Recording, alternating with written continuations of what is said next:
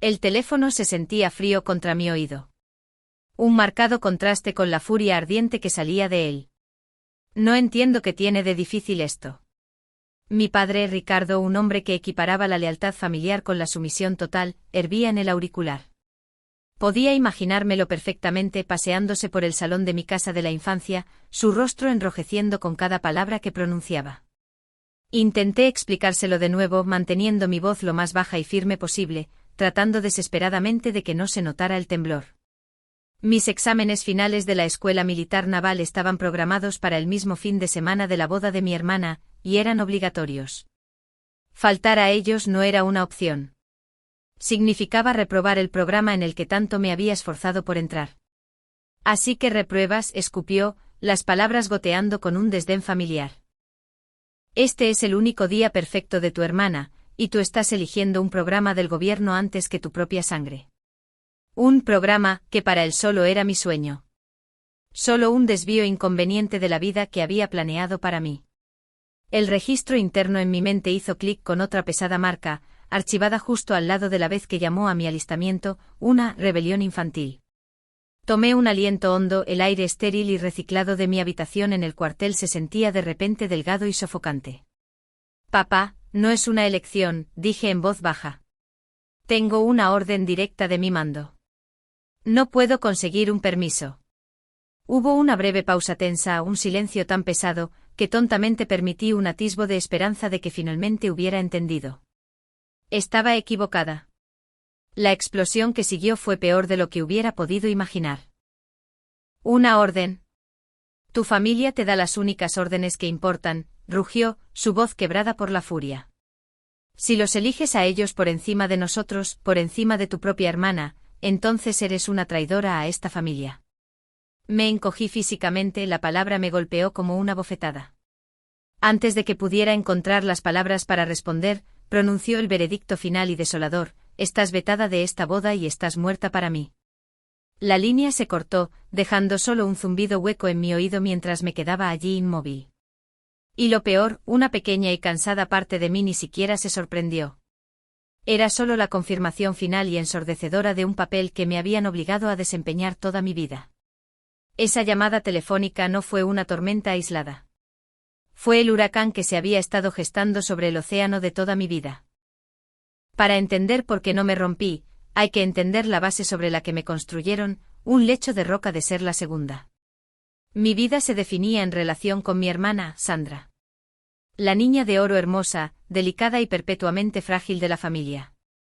No era solo mi hermana. Era la hija preferida. Y el resto de nosotros éramos solo planetas mantenidos en su órbita por la pura gravedad de sus necesidades.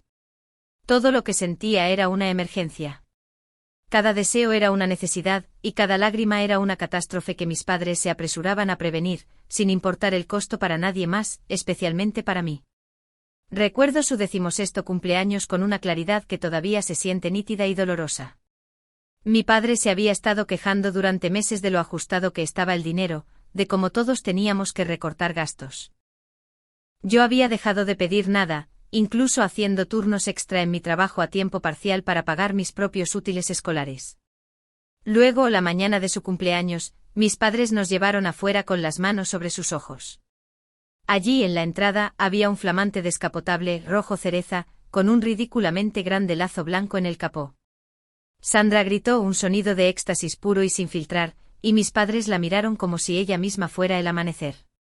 Yo simplemente me quedé allí, con las manos en los bolsillos, haciendo las cuentas en mi cabeza. Ese coche, ese único regalo glorioso, costaba más que mis aparatos de ortodoncia, las clases de la universidad comunitaria que quería tomar y el portátil estropeado que todavía estaba pagando, todo combinado. Era un testimonio rodante del presupuesto real de la familia, y yo no estaba en él. Mi propio hito automovilístico llegó 6 meses después, aunque fue menos un hito y más un bache. El destartalado sedán que había comprado con mi propio dinero finalmente murió. Salía humo del motor mientras me deslizaba hacia el aparcamiento de mi trabajo. Esa noche reuní todo mi valor y les pedí ayuda a mis padres, no para un coche nuevo, sino para un pequeño préstamo que me ayudara con el pago inicial de otro coche usado. Tenía una carpeta entera con mi presupuesto, mi horario de trabajo y mi plan de ahorro. Mi padre lo examinó con una expresión pensativa en su rostro antes de negar con la cabeza. Simplemente no podemos hacerlo ahora, cariño, dijo su voz llena de un suave arrepentimiento paternal. Además, tú eres la responsable. Eres tan buena resolviendo las cosas. Y ahí estaba, la narrativa en la que me habían envuelto desde que era una niña. Yo era la fuerte, la capaz, la que no necesitaba cosas porque mis necesidades nunca fueron tan ruidosas o exigentes como las de Sandra. Ser responsable no era una virtud en mi familia. Era una justificación para la negligencia. Así que lo resolví. Tomé el autobús durante 3 meses, despertándome 2 horas antes y llegando a casa mucho después del anochecer, trabajando turnos dobles hasta que ahorré lo suficiente para comprarme otro cacharro por mi cuenta. Todo mientras Sandra conducía su brillante descapotable rojo al centro comercial con sus amigos, su tanque de gasolina mágicamente siempre lleno, cortesía de nuestro arruinado padre. Mi independencia no fue una elección, fue un requisito de supervivencia. Esta dinámica era cuidadosamente gestionada por mi madre, Carmen, una mujer que trataba los conflictos familiares como si fueran una enfermedad terminal. Su papel era el de la gran pacificadora, la diplomática incansable cuya política exterior se basaba en la rendición incondicional. Mi rendición. Solo discúlpate con tu hermana, me susurraba después de que Sandra hiciera una rabieta por algo que supuestamente yo había hecho. Es más fácil para todos si lo dejas pasar. No causes problemas. Aprendí pronto que el barco era el estado emocional de mi hermana, y mi trabajo era ser el lastre silencioso e invisible que lo mantenía a flote, sin importar cuánto de mí misma tuviera que tirar por la borda para lograrlo. Así que cuando empecé a hablar de unirme a la Armada, no se vio como un acto de patriotismo o un camino hacia un futuro mejor. Se vio como el acto definitivo de motín. A sus ojos estaba abandonando mi puesto. Mi ambición no era una fortaleza. Era una profunda traición al propósito central de la familia, que era el cuidado y mantenimiento de Sandra de por vida. No podían comprender un sueño que no girara en torno a ella. ¿Pero quién ayudará a tu hermana a mudarse a su nuevo apartamento?, preguntó mi madre, genuinamente asustada. ¿Y las vacaciones? ¿Simplemente nos vas a dejar? La narrativa era clara. Mi vida era un recurso destinado a ser gastado en ellos, y mi deseo de construir algo propio era la forma más alta de egoísmo. Alistarme fue mi única escapatoria honrosa. Era un mundo con un código, un lugar donde el mérito se medía y el honor se ganaba a través de la acción, no se exigía a través de la histeria. Era todo lo que mi familia no era. Entrar en la oficina de ese reclutador se sintió como tomar mi primera bocanada de aire limpio después de una vida en una habitación llena de humo. Por primera vez, estaba eligiendo mis propias dificultades, mis propios desafíos y mi propio futuro. Finalmente estaba construyendo un barco propio, uno lo suficientemente fuerte como para navegar lejos, muy lejos del barco que se hundía de las expectativas de mi familia. Ellos no podían verlo como otra cosa que un ataque, un rechazo personal de todo su mundo. Esa noche, acostada en mi litera, las palabras traidora y muerta para mí resonando en la oscuridad, me di cuenta de que tenían razón en una cosa: la vieja yo estaba muerta. Y era hora de dejarlos enterrarla. Después de esa llamada, algo dentro de mí no solo se rompió. Se calcificó. La avalancha de lágrimas que esperaba derramar simplemente nunca llegó. En cambio, una quietud, una fría determinación se asentó profundamente en mis huesos, extinguiendo las últimas brasas de la esperanza infantil. Tomé una decisión allí, en el estéril silencio de mi habitación asignada por el gobierno. Había terminado. Había terminado de rogar por migajas de afecto. Había terminado de intentar encogerme para encajar en un espacio que habían hecho demasiado pequeño para mí. Y había terminado de ser la hija callada y conveniente. Mi padre me había declarado muerta. Y en cierto modo, tenía razón. La chica que desesperadamente quería el amor de su familia murió en esa llamada. Nació una marinera en su lugar. Mi nueva misión era simple: la excelencia. Cada gramo de dolor de esa conversación final, cada recuerdo amargo de haber sido ignorada, cada insulto susurrado sobre mi ambición egoísta, lo tomé todo y lo convertí sistemáticamente en combustible. Me entregué a mi carrera con una ferocidad que asustó a mis instructores y me ganó el respeto de mis compañeros. Las noches ya no las pasaba llorando, sino estudiando esquemas navales hasta que mis ojos ardían. Las mañanas eran para el entrenamiento físico extra, empujando mi cuerpo más allá de sus límites hasta que el agotamiento físico finalmente ahogaba el emocional. Los recibos que reuní no eran mensajes de texto enojados o correos de voz guardados. Eran documentos oficiales, una carta de elogio por excelencia académica, una orden de ascenso adelantada, una foto mía en la cubierta de un destructor en medio del océano, sonriendo, realmente sonriendo por primera vez en años. Los años se esfumaron en un torbellino de deber, despliegues y disciplina. El dolor hueco de la ausencia de mi familia se desvaneció, reemplazado por el peso sólido del propósito y la camaradería de mi nueva familia militar. Luego apareció un correo electrónico en mi bandeja de entrada. Era de la hermana de mi madre, mi tía Clara, una mujer amable que siempre vio la injusticia en nuestra familia, pero rara vez tuvo el poder de detenerla. El correo electrónico era simple, contenía solo un enlace a un sitio web de bodas y una contraseña. La boda de Sandra. La fecha estaba fijada para dentro de 6 semanas. Ver el rostro sonriente y fotografiado profesionalmente de mi hermana en la pantalla no desencadenó el dolor que esperaba. Desencadenó una profunda sensación de claridad. Se sintió menos como una invitación y más como una citación del destino mismo. Exactamente al mismo tiempo sucedió algo más. Algo que cambió toda la ecuación. Recibí una notificación formal de mi mando, un evento del que nunca había hablado con nadie. Iba a ser condecorada con la Cruz de Plata por un acto de valor durante una caótica escaramuza en el extranjero. Sostuve la notificación en mi mano, el papel crujiente se sentía más pesado que cualquier medalla. La tercera condecoración de combate militar más alta otorgada a una traidora. La ironía era tan densa que apenas podía respirar.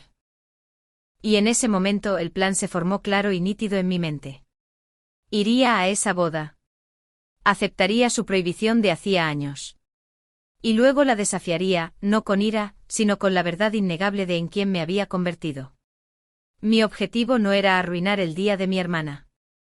No tenía interés en reunirme con su circo ni en jugar sus dramáticos juegos. Mi objetivo era más simple, más tranquilo.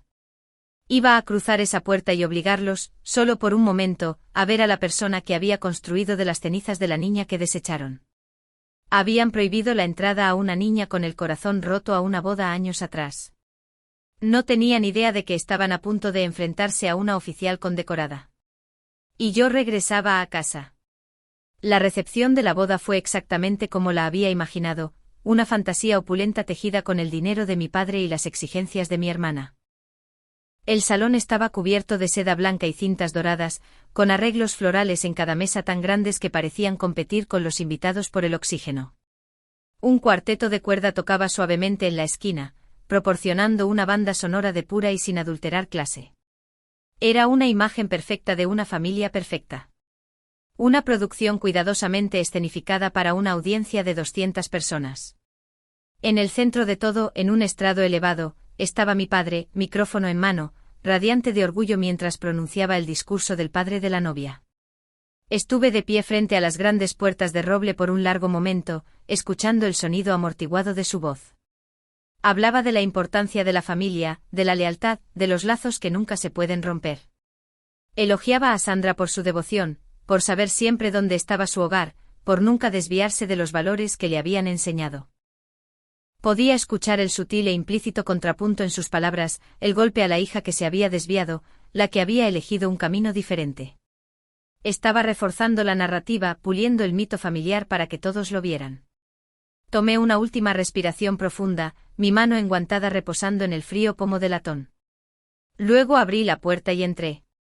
No hice una gran entrada. No me abrí paso hasta el centro de la sala. Simplemente entré y me quedé junto a la puerta con la postura recta, la mirada fija al frente.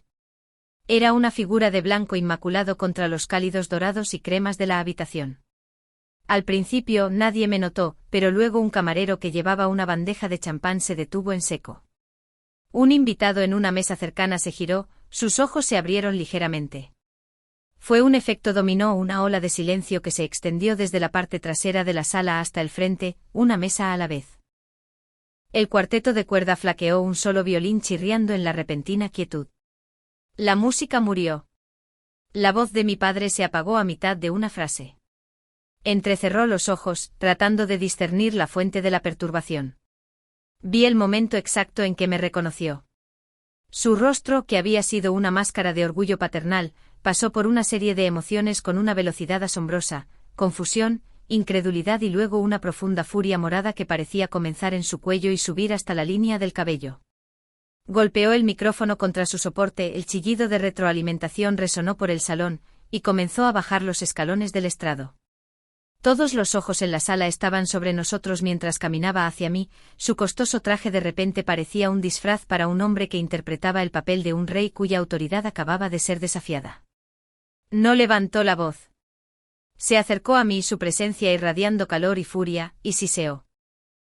Las palabras eran solo para mí, pero lo suficientemente venenosas como para envenenar el aire a nuestro alrededor. Te dije, susurró con la mandíbula apretada, que no eres bienvenida aquí. Lárgate antes de que avergüences más a tu hermana de lo que ya lo has hecho. No me inmuté. Mantuve su mirada, mi propia expresión indescifrable.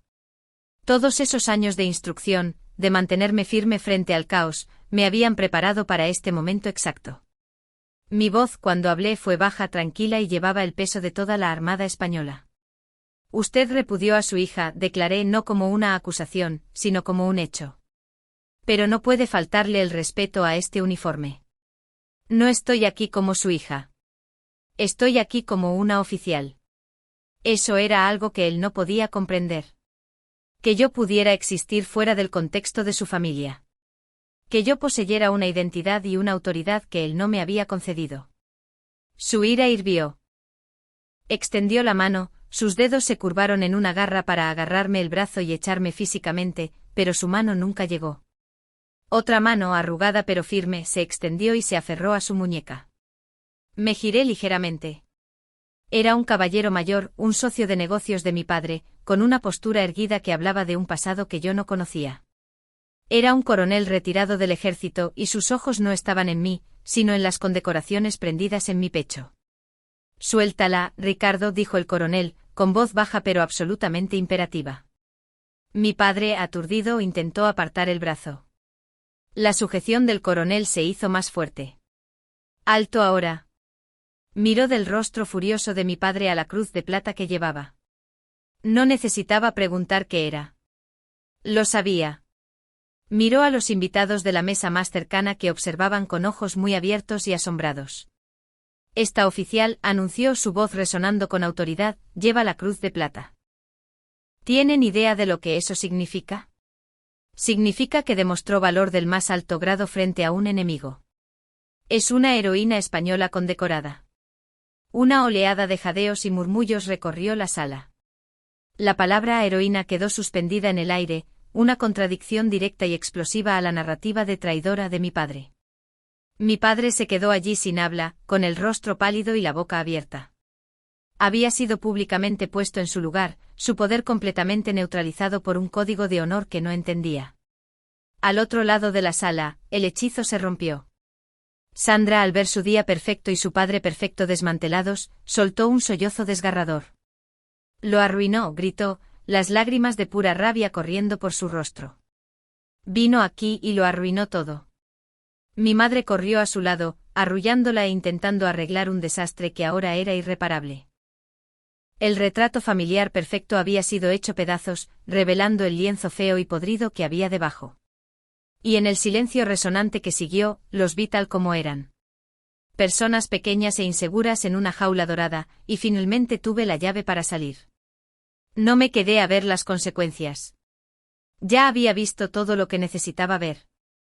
Mientras mi madre se apresuraba a consolar a una Sandra que chillaba, y mi padre se quedaba congelado en un estado de humillación pública, le hice un breve y respetuoso asentimiento al coronel retirado. Él me lo devolvió con una mirada de profunda comprensión, toda una conversación pasando entre nosotros sin una sola palabra. Luego le di la espalda al caos, a los restos de su fiesta perfecta, y salí del salón de baile. No corrí. No salí furiosa. Simplemente salí, mis pasos uniformes y medidos sobre el suelo de mármol. Cada paso se sentía más ligero que el anterior, como si me estuviera quitando un pesado e invisible abrigo que me habían obligado a llevar toda mi vida. El aire fresco de la noche que me golpeó la cara al empujar las puertas principales se sintió como un bautismo. Tomé una respiración profunda y purificadora. El aroma a hierba recién cortada y lluvia lejana lavando la empalagosa dulzura del perfume caro y las flores marchitas. Había entrado en esa sala de recepción cargando el peso de su juicio, su narrativa, su historia. Pero salí llevando solo a mí misma. El silencio en mi coche era un santuario. Por primera vez sentí una quietud interior que coincidía con la tranquilidad que me rodeaba. La guerra no había terminado.